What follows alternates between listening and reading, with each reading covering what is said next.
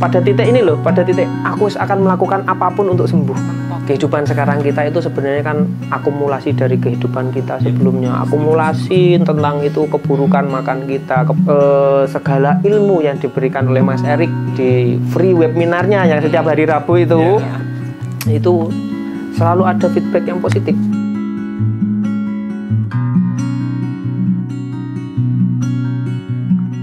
Halo teman-teman semuanya, ini kembali lagi ya kita ya.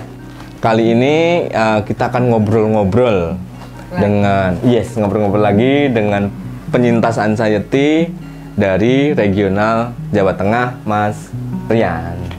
Silakan Mas Rian perkenalkan diri. Makasih Mas Didit. Ya, saya Rian dari keluarga Accenti Care Indonesia, regional Jawa Tengah DIY. Oke Mas Rian, kemarin kan sudah cerita ya Mas Rian ya, bagaimana melewati sensasi-sensasi dan menyelesaikannya di 4P, program 4P ini. Terus aku pengen tahu banget kehidupan Mas Rian setelah menyelesaikan pelatihan 4P ini, apa yang Mas Rian rasakan gitu? Sembuh.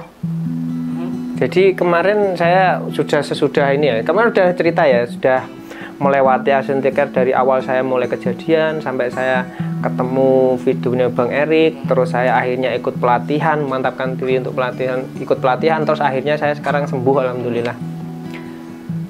Masih nanya kehidupan saya setelah sembuh. Tersembuh seperti apa sih? Ada perubahan nggak gitu?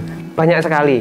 Saya mungkin bingung saya mau menjelaskannya dari mana nih perubahan itu. Yang jelas, kalau di 4P itu kan ada 2P sama 2P yang lain ya, basic sama yang advance. Nah, manfaat dari basic kalau menurut saya, manfaat pelatihan yang basic itu, yang jelas pola makan membuat saya lebih disiplin dan teratur. Itu sudah sangat berdampak sekali pada tubuh saya. Jadi rasanya kalau nggak bergerak di pagi hari, itu rasanya jadi tidurnya kurang nyaman, jadi ada sesuatu yang kurang gitu. Terus kalau pola makannya kok kurang, nggak makan menu makannya gitu ya, menu makan nggak makan daging berapa hari gitu, rasanya kok jadi ada yang aneh gitu, jadi mulai kerasa. Jadi kesadaran tentang makanan yang kita masukkan ke dalam tubuh itu sekarang udah mulai sadar. Itu yang di 2P awal basic.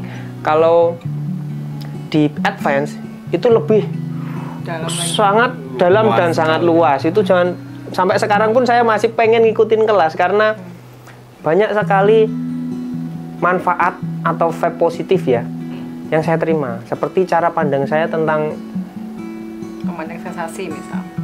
Ini kita mandang sensasi itu cuman gitu. Terus sampai keluarnya itu memandang orang lain pun sekarang sudah berbeda dari yang dulu. Aku mungkin tanya sedikit, apakah menjadi suatu beban nih Mas ya? Tadi kan katanya aku kalau nggak makan daging udah beberapa lama aku ngerasa kayak apa gitu kan. Itu merasa jadi beban nggak sih bahwa hidupnya ketergantungan dengan inilah atau itulah, atau ada pengertian tersendiri di situ? Gitu loh kan. Tadi kan Mas Rian bilang ada kesadaran nih Mbak, bukannya bilang ribet banget ya kita pola makan tergantung dengan ini dengan itu akan menyusahkan, dan nanti kalau kita tidak memenuhinya kita isi lagi dong gitu kan.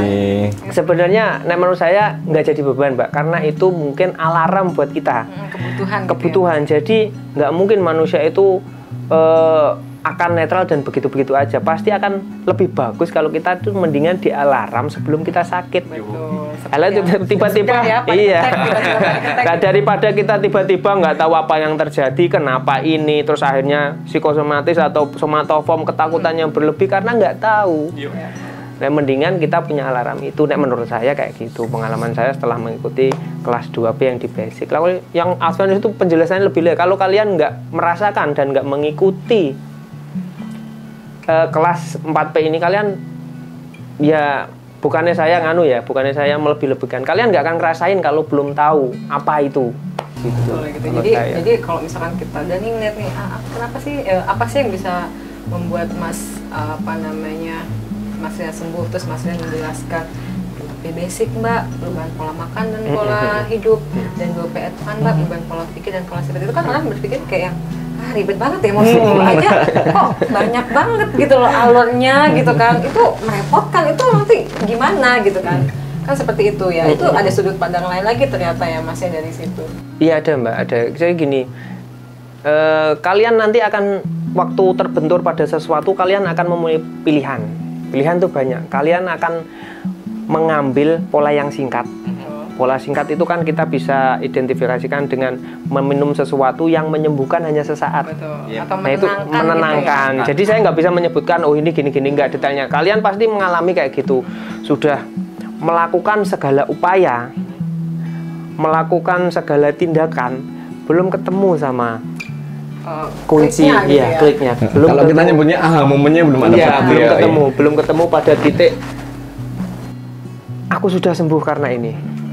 Itu kalian akan memilih sesuatu yang pada titik ini loh, pada titik aku akan melakukan apapun untuk sembuh. Mentoknya gitu Ya, ya. mentok. Jadi ya saya memilih karena ini memang ribet, tapi itu jauh lebih baik dari kalian melakukan sesuatu yang sangat instan. Itu menurut saya kayak gitu. Ini aku mungkin nanti Mbak Indi bisa tambahin lagi ya. Tapi aku pengen tahu banget loh, Mas Rian memaknai anxiety ini sebagai apa sih? Sekarang ini ya, memaknai anxiety ini tuh sebagai apa? Silakan Mas Rian. Sebenarnya anxiety menurut saya yang saya pikir itu sebuah anugerah. Karena kalau nggak tahu ya buat sebagian orang ini, saya pribadi ya sebagai anugerah karena dengan melalui ini semua dan terlewati, kita jelas menjadi orang yang baru. Kita lebih sadar tentang kesehatan kita, lebih sadar tentang apa yang dalam pikiran kita, lebih sadar apa tentang perasaan kita, apa yang terjadi pada tubuh kita, apa yang kita makan, apa yang kita lakukan, apa yang dampak orang lain lakukan terhadap kita, apa respon kita. Banyak hal itu sangat merubah apa ya, perilaku, cara pandang kita. Atau banyak sekali lebih sampai lebar. akhirnya kita memiliki batasan-batasan untuk hal-hal yang memang harusnya dibatasi sebenarnya dari dulu gitu ya. Misalkan kayak dari segi makanan nih kita sudah kebablasan gitu kan. Kalau sekarang kan oke. Udah tahu ya. Gitu kan. Berarti harus ditangani dengan yang seperti ini gitu. Jadi memang apa ya, efeknya luar biasa sekali ya. Iya. Itulah memang kalau menurut saya itu anugerah karena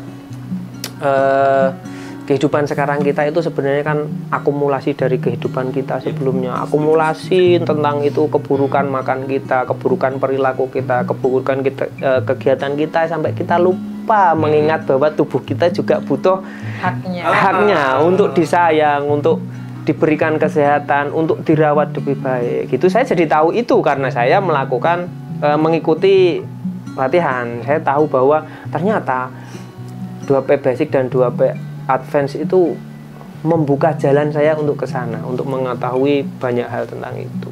Apakah ACI berperan penting di dalam kehidupan ini, di dalam saat Mas Rian melalui proses kesembuhan anxiety disorder sendiri gitu kan? Seberapa besarnya peran ACI sendiri gitu? Sebelumnya bagaimanapun saya akan berterima kasih dulu sama keluarga dengan segala support teman-teman yang ada di pelatihan, segala support para mentor dan founder Anxiety Care Indonesia Mas Erik Wibowo sudah menemukan 4 pola ini. Karena jujur bagaimanapun harus diberi peran. Saat saya sudah melakukan segala upaya untuk menemukan kesembuhan, segala upaya untuk menemukan apa yang terjadi pada tubuh saya tidak menemukan. Saya menemukan ACI. Jadi memang sampai istri saya, orang yang setiap hari sama saya itu merasa saya juga banyak perubahan karena saya mengikuti vibe positif dari keluarga ACI. Entah itu pelatihannya, entahlah itu segala ilmu yang diberikan oleh Mas Erik di free webinarnya yang setiap hari Rabu itu, itu selalu ada feedback yang positif. Ketemu sama keluarga ACI, intinya ya